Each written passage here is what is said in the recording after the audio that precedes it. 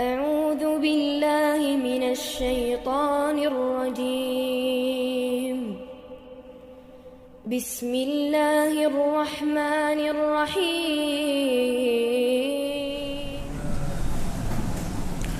بسم الله الرحمن الرحيم. السلام عليكم ورحمة الله وبركاته. إن الحمد لله نحمده ونستعينه ونستغفره ونعوذ بالله من شرور أنفسنا ومن سيئات أعمالنا. من يهده الله فلا مضل له ومن يضلل فلا هادي له. وأشهد أن لا إله إلا الله وحده لا شريك له وأشهد أن محمدا عبده ورسوله لا نبي بعده. وبعد، إخواني وأخواتي في الله أعزنا الله وإياكم. Kita masih membahas tentang asyratus sa'ah, tanda-tanda datangnya hari kiamat, sampai pada hadis yang ke-97 dari Abu Hurairah radhiyallahu anhu dari Nabi Muhammad sallallahu alaihi wasallam. Beliau bersabda, "Badiru bil a'mali sittah." Segeralah kalian beramal sebelum datangnya 6 tanda hari kiamat. Di sini Nabi Muhammad sallallahu alaihi wasallam memerintahkan kita agar tidak menunda-nunda amal saleh, tidak menunda-nunda taubat, tapi segera melakukan amal-amal kebaikan, amal-amal saleh, termasuk taubat. Ini seperti firman Allah Subhanahu wa taala, "A'udzu billahi minasyaitonir rajim, wasari'u ila maghfiratin min rabbikum." Bersegeralah menuju ampunan Tuhanmu. Sari', wasari'u artinya segera. Jangan tunda-tunda, jangan mengatakan nanti, jangan mengatakan setelah ini dan setelah itu. Ya. Itu namanya bersegera. Dan banyak riwayat yang menyebutkan tentang ucapan Nabi yang menyuruh kita untuk bersegera. Badir. Ya. Badiru bil a'mali sittah. Bersegeralah melakukan amal-amal kebajikan sebelum datang 6 perkara. Yang pertama, ad-dajjal, keluarnya Dajjal. Dajjal ini nanti akan dijelaskan pada hadis berikutnya. Nanti akan dijelaskan secara lebih rinci siapa Dajjal, bentuknya seperti apa, bagaimana kemampuan Dajjal, ya, apa yang dia lakukan, berapa lama dia tinggal di muka bumi. Semuanya akan dijelaskan di dalam hadis-hadis berikutnya. Nanti ada pembahasan tersendiri. Dan Dajjal ini tentunya pendusta. Dan setiap orang nanti, orang Islam pasti tahu dia Dajjal, karena ada tanda-tanda yang telah disebutkan oleh Nabi, termasuk tulisan kafara, ya, kafara di dahinya. Tapi Dajjal banyak pengikutnya nanti, padahal sudah tertulis jelas kafara. Dan ini tidak aneh. Mungkin ada yang bertanya, sudah tertulis kafara, kok masih ada pengikutnya? Ya. Ini kan ada guyonannya itu. Antum jangan aneh. Ya. Kita bisa melihat zaman sekarang, bungkus rokok itu tulisannya apa? Rokok membunuhmu, tidak tanggung-tanggung. rokok membunuhmu, ditambah gambar yang menjijikkan, tapi perokok semakin banyak. Ya. Jadi kan tidak aneh itu. Jadi tulisan itu bagi manusia itu terkadang bahaya yang jelas itu bukan bahaya, yaitu kalau hati dan akal sudah tertutup, sehingga tidak mampu melihat mana yang baik, mana yang tidak baik. Ya, karena memang kalau hati dan akal tertutup, maka yang menguasai dirinya hawa nafsu. Maka nafsunya yang berbicara, bukan akal sehatnya. Dia tahu ini bahaya. Ya, nanti Dajjal pun demikian. Jadi tetap sekalipun tandanya jelas, itu pengikutnya juga masih banyak. Bahkan nanti kita akan baca juga hadisnya, sebelum Dajjal besar ini keluar, muncul Dajjal kecil, yang mana mereka mengaku sebagai seorang nabi, dan itu pun nanti akan diikuti. Jadi antum ya ngomong apa saja di zaman sekarang ini pasti ada pengikutnya. Hatta yang tidak masuk akal ada pengikutnya. Ini yang pertama, Dajjal. Kemudian yang kedua di dalam hadis ini ad-dukhan. Dukhan ini asap. Maka rokok itu kan disebut dukhan. Artinya itu asap. Asap yang bagaimana yang akan keluar, ini disebutkan oleh Allah di dalam surat Ad-Dukhan ayat 10 dan 11. Allah Azza wa Jalla berfirman, A'udzu billahi minasyaitonir rajim, fartakib yawma ta'tis samaa'u bidukhanin mubin yaghshan nas. Fartakib, maka tunggulah hari ketika langit membawa asap yang nyata, yang mana asap itu akan meliputi manusia, seluruh manusia, dan asap ini nanti akan mengganggu nafasnya orang-orang kafir, namun bagi orang beriman hanya berdampak seperti penyakit flu. Dan ini belum terjadi menurut pendapat yang kuat, seperti pendapatnya Ibnu Abbas, sebagian sahabat dan tabi'in menyatakan bahwa dukhan ini belum terjadi peristiwanya, yakni ketika mereka, di zaman mereka belum terjadi, karena ada sebagian sahabat seperti Abdullah bin Mas'ud yang menafsirkan dukhan ini sudah terjadi di zaman Nabi, ketika orang-orang kafir Quraisy menolak seruan Nabi Muhammad SAW untuk beriman, maka Allah kirimkan dukhan. Namun pendapat yang kuat insyaallah dukhan ini belum terjadi, dan memang sampai saat ini belum terjadi. Jadi asap yang meliputi seluruh manusia. Karena pendapat Abdullah bin Mas'ud dianggap lemah, ya, karena ini Abdullah bin Mas'ud dan Abdullah bin Abbas, ya, dua sahabat. Kita mengatakan lemah karena ini pendapat Abdullah bin Abbas yang bertentangan. Kalau pendapat kita jangan berani-berani mengatakan pendapat Abdullah bin Mas'ud lemah, ya. Jangankan sahabat Abdullah bin Mas'ud, pendapat imam-imam madhab saja kalau itu antum tidak ngerti kecuali pendapat antum, jangan coba-coba, ya. Pendapatnya Imam Syafi'i itu lemah, ya.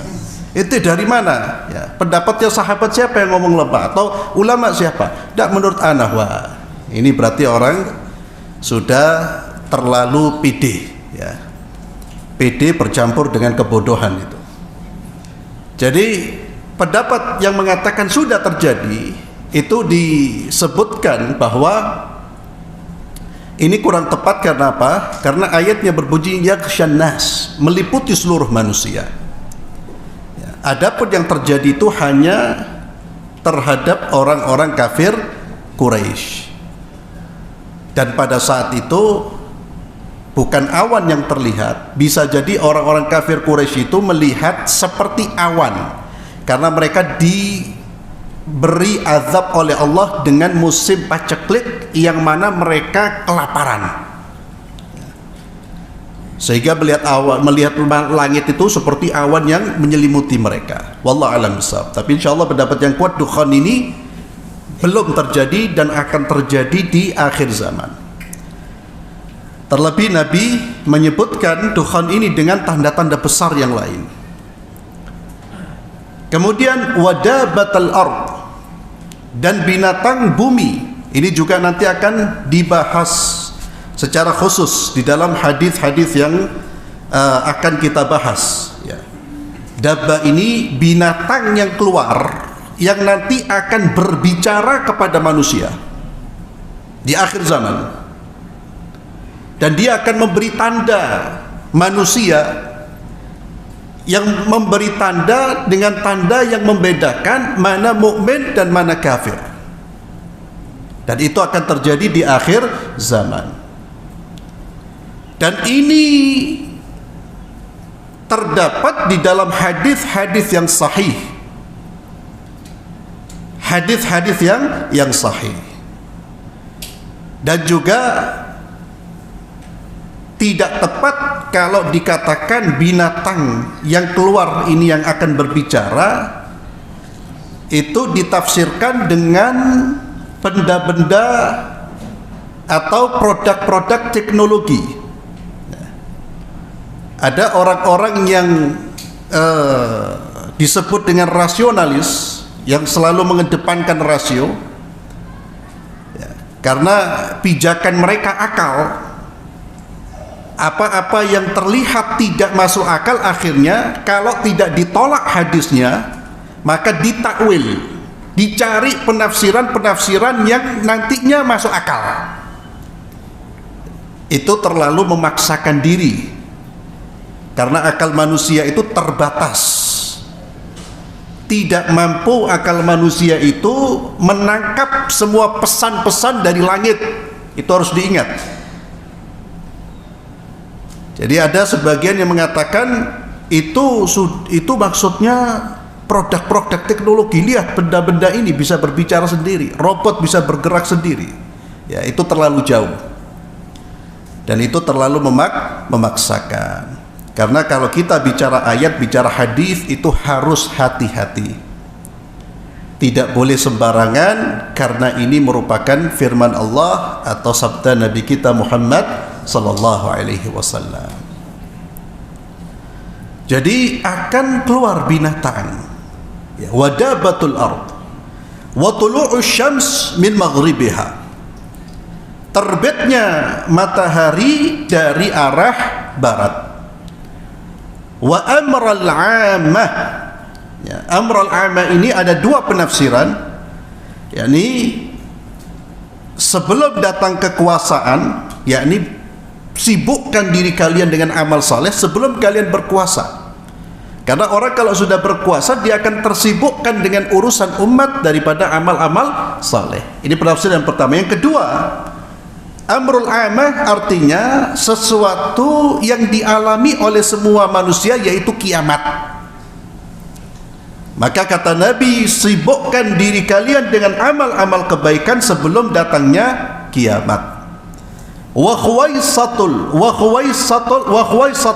khuwaisata ahadikum. Yang keenam, sesuatu yang khusus untuk kalian, yakni kematian. Sibukkan atau segeralah berbuat kebaikan. Maka di sini Nabi menyebutkan 6. Yang pertama tanda-tanda, kemudian Nabi menyebutkan kiamatnya sendiri, dan yang terakhir Nabi menyebutkan kiamat kecil, yaitu kematian setiap individu. Maka di sini Nabi mengingatkan, bisa jadi kita tidak sampai melihat tanda-tanda kiamat besar. Kita sudah dipanggil oleh Allah Subhanahu wa ta'ala. Jadi jangan nunggu taubat sampai matahari terbit dari arah barat, atau nunggu keluarnya binatang, atau nunggu, na'udzubillah. Karena ada hal yang patut kita waspadai, yaitu kematian kita. Dan kematian kita itu tidak izin, datangnya tanpa izin, datangnya tanpa pemberitahuan. Datangnya tidak khusus di tempat-tempat tertentu, sehingga setiap orang harus waspada, bukan takut.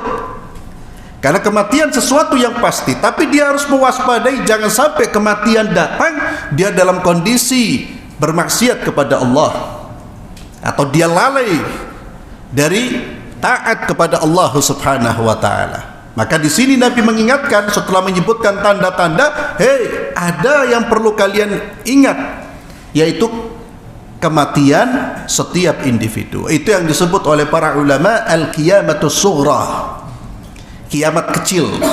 Maka kiamat itu ada al-kubra, ada kiamat besar, yakni hancurnya alam semesta, dan ada al-qiyamatus sughra, kiamat kecil. Kiamat kecil itu ya kematian individu, kematian kita. Itu diingatkan oleh Nabi Muhammad sallallahu alaihi wasallam, badir, bersegeralah. Kemudian dari Abdullah bin Amr, beliau berkata, hafidtu min Rasulillah sallallahu alaihi wasallam hadithan lam ansahu ba'd.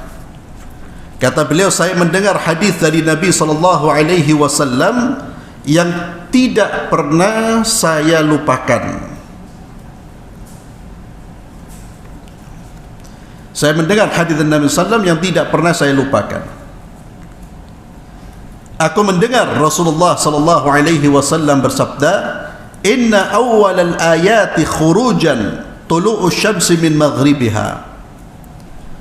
Sesungguhnya tanda-tanda besar hari kiamat yang pertama keluar muncul adalah terbitnya matahari dari arah barat.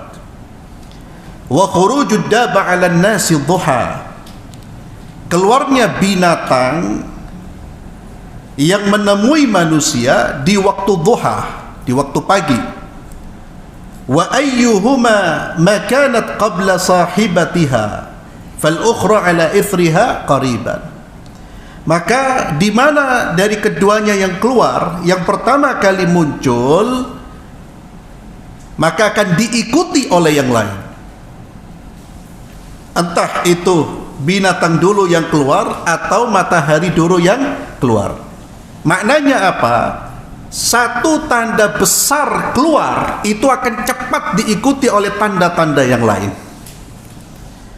Dan ini salah satu perbedaan antara tanda kiamat yang besar dengan tanda kiamat yang kecil. Tanda kiamat besar itu waktunya lebih dekat dengan kiamat daripada yang kecil. Yang kedua, tanda kiamat besar itu kejadiannya, peristiwanya itu terjadi secara beruntun, dan waktu antara tanda satu dengan yang lainnya itu terjadi secara cepat. Itu tanda-tanda hari kiamat yang besar. Kemudian dari Hudzaifah bin Asid Al-Ghifari radhiyallahu anhu, beliau berkata, "Ittala'a an-nabiy sallallahu alaihi wasallam alaina wa nahnu natadzakar." Kata Hudzaifah Al-Ghifari, Nabi menemui kami sedangkan kami duduk sedang berbincang-bincang. Faqala ma tadzakarun? Nabi pun bertanya, apa yang kalian perbincangkan? Qalu nadhkuru sa'ah. Ya Rasulullah, perbincangan kami tentang hari kiamat. Qala, Nabi pun menjawab, innaha lan takuma hatta tarawna qablaha 10 ayat. Sesungguhnya kiamat tidak akan terjadi sampai kalian menyaksikan 10 tanda-tandanya. Kemudian Nabi menyebutkan tanda-tanda tersebut, fadzakara ad-dukhan. Nabi menyebutkan tentang dukhan, asap yang akan terlihat oleh manusia. Wad-dajjal, keluarnya dajjal. Wad-dabbah, binatang yang keluar, yakni binatang melata yang bisa berbicara dengan manusia. Wa tulu'u syamsi min maghribiha, terbitnya matahari dari arah barat. Wa nuzula Isa bin Maryam, turunnya Isa ibn Maryam. Wa Ya'juj wa Ma'juj, keluarnya makhluk yang bernama Ya'juj dan Ma'juj. Yang ini semua nanti akan dijelaskan di dalam hadis-hadis tersendiri yang lebih rinci, yakni turunnya Isa, kemudian Ya'juj dan Ma'juj. Dan Ya'juj wa Ma'juj ini belum keluar.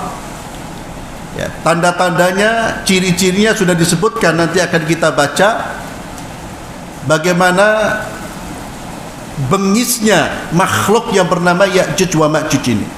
Dan sekali lagi belum keluar.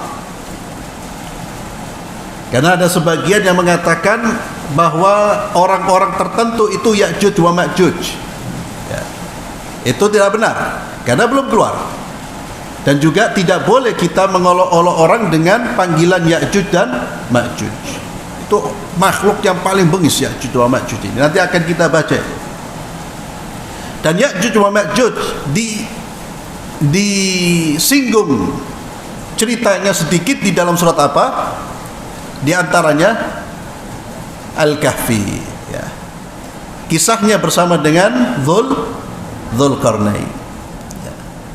Ya'juj itu ditutup semacam di penjara, diisolasi, ya, dengan benteng yang kuat yang sekarang ini sudah mulai terbuka sedikit. Wa subhanallah, sampai detik ini yang namanya yang bagian ngelihat semua bumi ini, satelit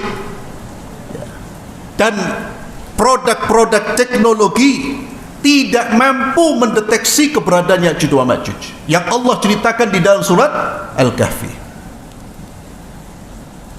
Tak bisa manusia mau mengetahui semua ilmunya Allah, ya, tinggal ditutup-tutup secanggih apapun. Maka betapa bodohnya, mohon maaf kalau saya ucapkan ini, orang-orang yang kemudian menuhankan akalnya sehingga sampai hadis-hadis dan ayat yang jelas itu mereka tolak. Kenapa? Tidak bisa ditangkap, mana? Nggak kelihatan. Sekarang ini apapun bisa terdeteksi. Ya akhi, berarti dia menyamakan ilmunya Allah dengan ilmunya dia. Dan Allah Azza wa Jalla menjelaskan bahwa ilmunya Allah itu maha luas dan tidak bisa dijangkau apa yang Allah ketahui kecuali apa yang Allah ajarkan kepada manusia.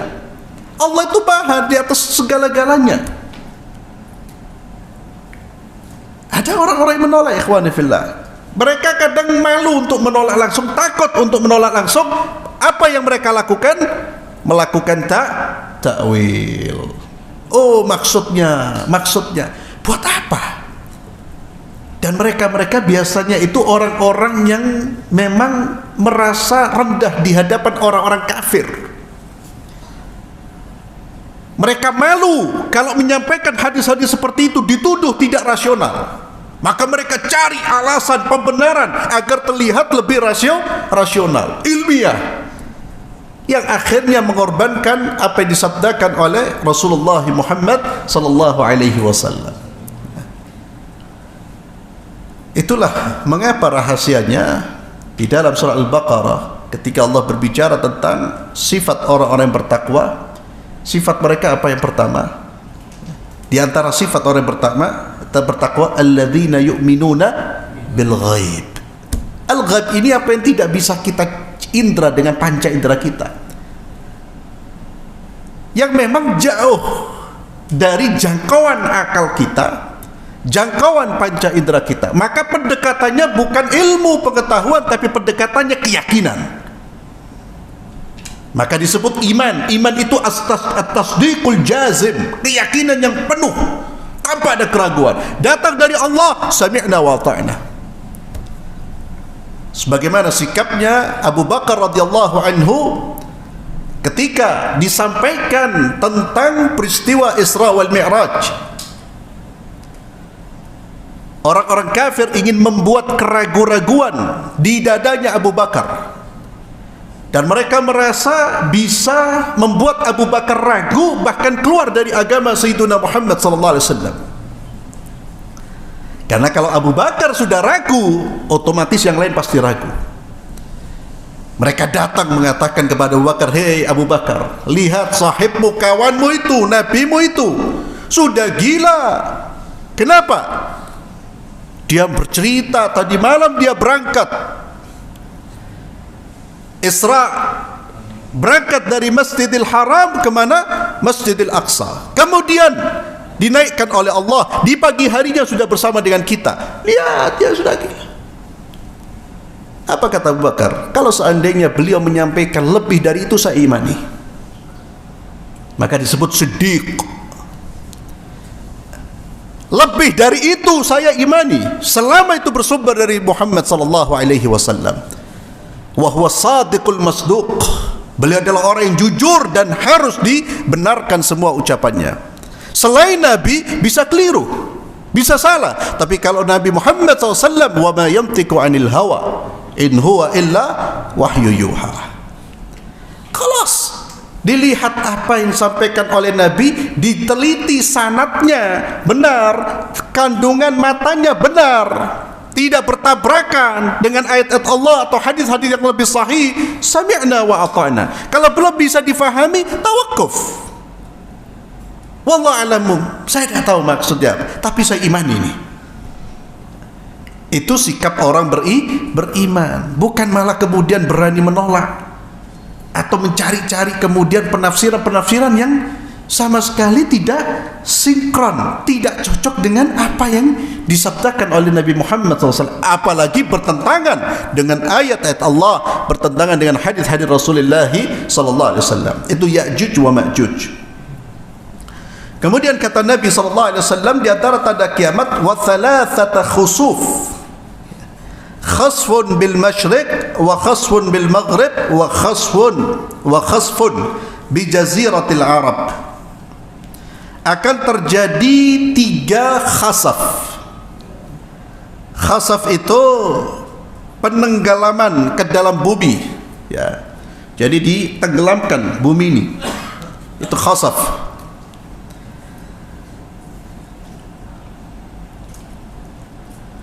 Ini seperti firman Allah Subhanahu wa taala. Kalimat khasaf ini bisa dapatkan kita baca di dalam surat Al-Qasas ketika Allah bercerita tentang azab Allah kepada Qarun. Allah Azza wa Jalla berfirman, "Fakhasafna bihi wa bidarihi al-ardha." Kata Allah Azza wa Jalla, maka kami benamkan Qarun beserta rumahnya ke dalam bumi. Itu khasaf namanya, dibenamkan. Dan nanti di akhir kehidupan manusia akan terjadi 3 khasaf, penenggelaman ke dalam bumi yang sangat besar.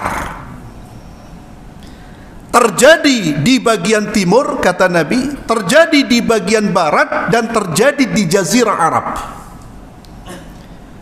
Dan para ulama, diantaranya Al-Hafidh Ibn Hajar rahimahullah, beliau menegaskan bahwa khasaf ini juga belum terjadi, ya.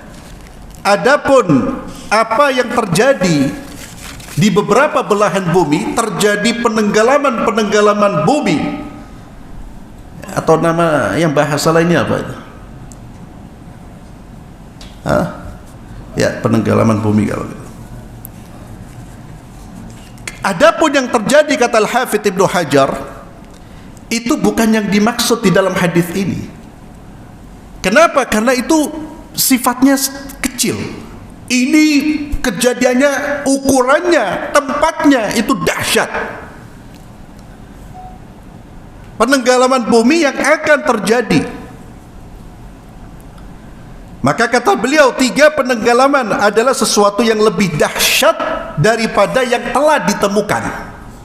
Karena di zaman Hafidh Ibn Hajar, bahkan kita di zaman kita itu terjadi khasaf-khasaf itu. Kata Hafidh Ibn Hajar, itu lebih dahsyat dari apa yang sudah terjadi. Seperti ukurannya dan tempatnya yang lebih besar. 3 penenggelaman ini akan sangat terjadi besar-besaran di banyak tempat, di berbagai belahan timur, barat, dan jazirah Arab. Itu khasfun.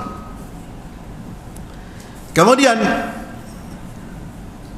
Dan juga ini juga disebutkan di dalam hadis yang lain ketika Nabi Muhammad sallallahu alaihi wasallam beliau menyebutkan sayakunu ba'di khasfun bil masyriq wa khasfun bil maghrib wa khasfun bi jaziratil arab. Akan terjadi penenggelaman bumi di timur, barat dan di jazirah Arab. Aisyah bertanya, "Ya Rasulullah, ayakhsif bil ardi wa fiha salihun?" Ya Rasulullah, apakah manusia ditenggelamkan di dalam perut bumi padahal di tengah-tengah mereka ada orang-orang saleh? Kata Nabi Muhammad sallallahu alaihi wasallam, "Idza aktsara ahliha al-khabath." Kalau penduduknya sudah banyak melakukan kekejian dan keburukan, maka ketika terjadi bencana khasaf, Allah tidak pilih-pilih mana yang saleh, mana yang taleh. Semuanya ditenggelamkan. Ini bahayanya ikhwan fillah kalau orang-orang saleh diam terhadap kemungkaran. Diam itu sudah berbahaya, apalagi mendukung kemungkaran. Dan itu bukan orang saleh kalau dia mendukung kemungkaran. Jadi kemungkaran itu dampaknya juga bisa dirasakan oleh orang-orang baik tapi dia diam. Karena bumi kalau sudah semakin banyak keburukan, kemaksiatan, maka Allah timpakan azab itu merata. Maka terjadinya longsor, gempa, tidak melihat siapa. Ketika turun ya semuanya kena. Hanya kemudian mereka dibangkitkan, lalu dipisahkan mana salihun, mana orang-orang yang tidak saleh. Wa akhiru dzalik, dan akhir dari semua itu, narun takhruju minal Yaman tadrudun nasu ila mahsyarihim. Ada api besar yang keluar dari Yaman yang akan menggiring manusia di tempat mereka berkumpul. Ini tanda terakhir dan awal terjadinya kiamat. Disebutkan di dalam hadis yang sahih, ini riwayat Muslim, di dalam hadis yang sahih, min qa'ri Aden, dari lubang di Aden.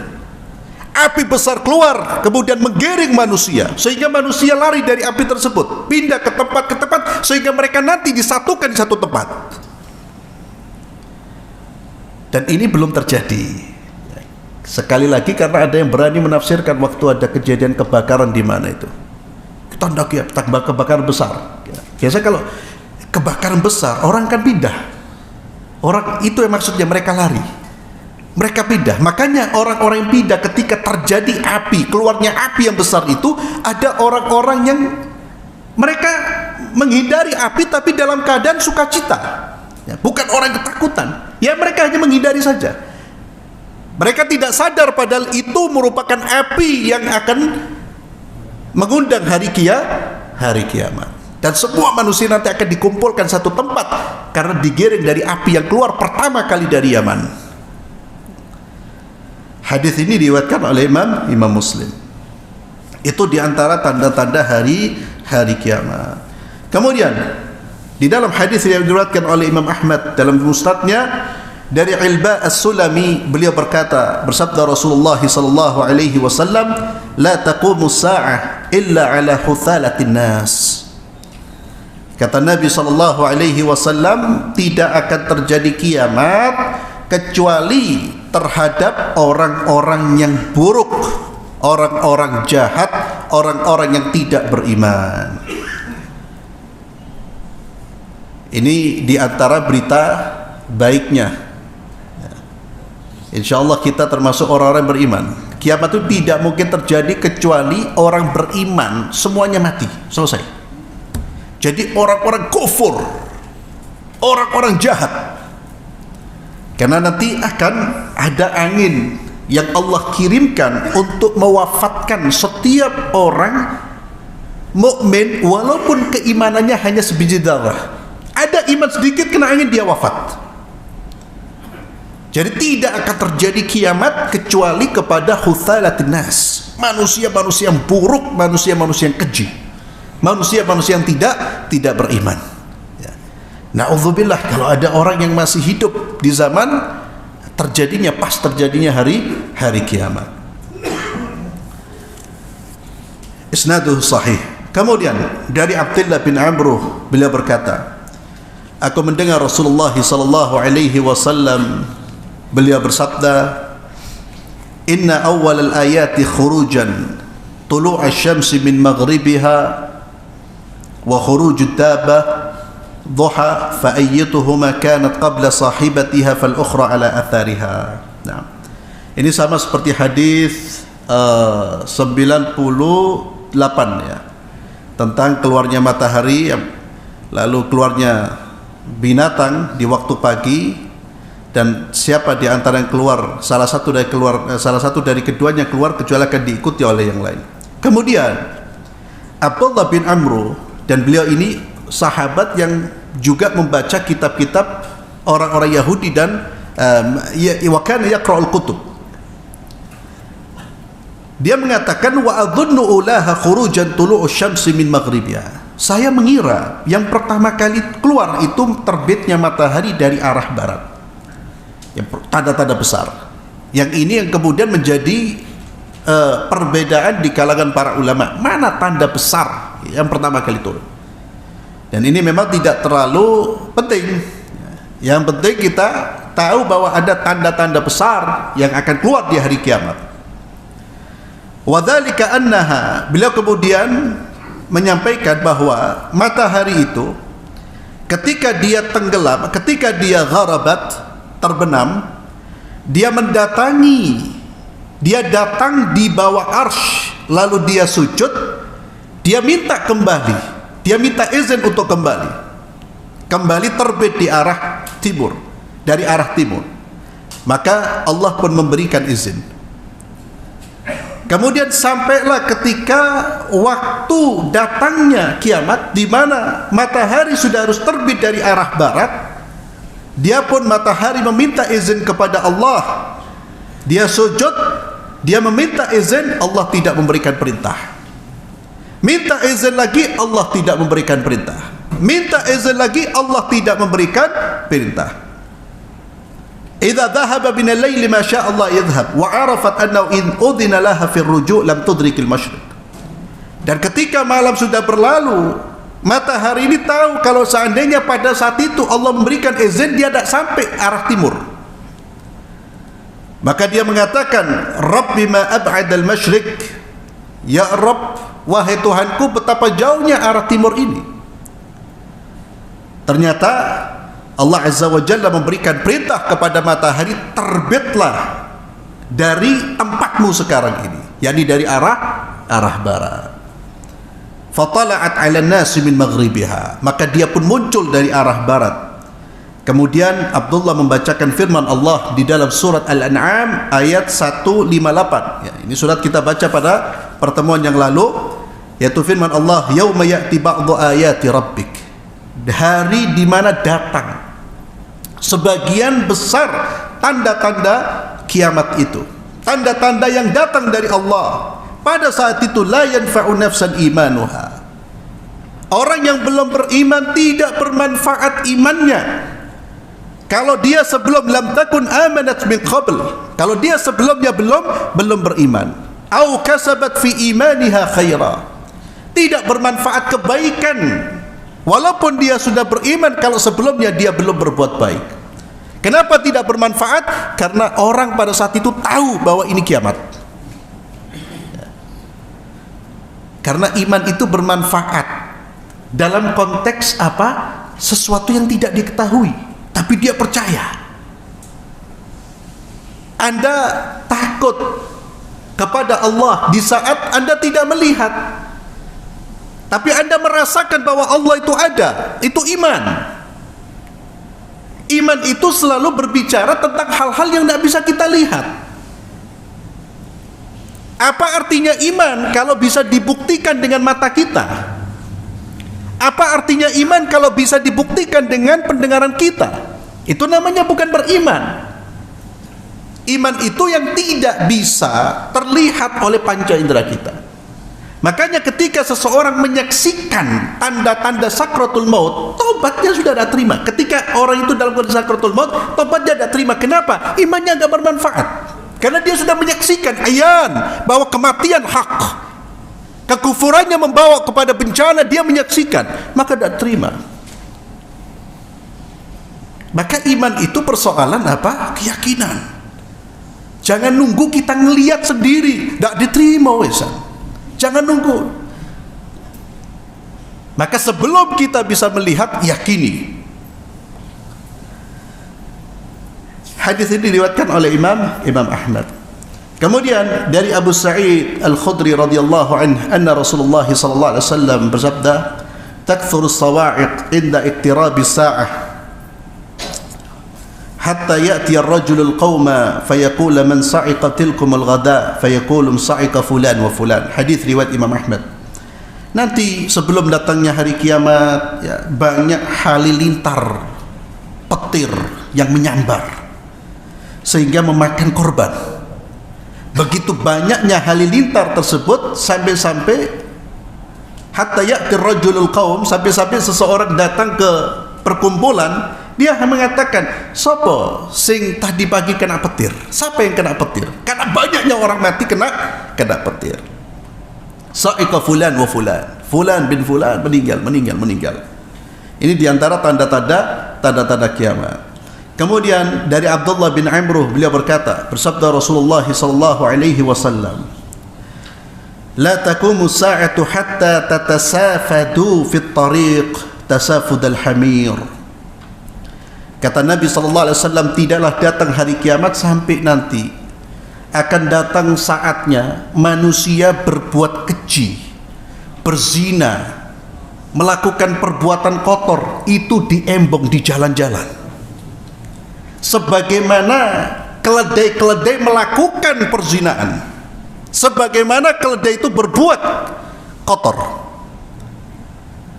Abdullah bin Amr sampai kaget ketika mendengar ini. "Ya Rasulullah, inna dzaka lakain."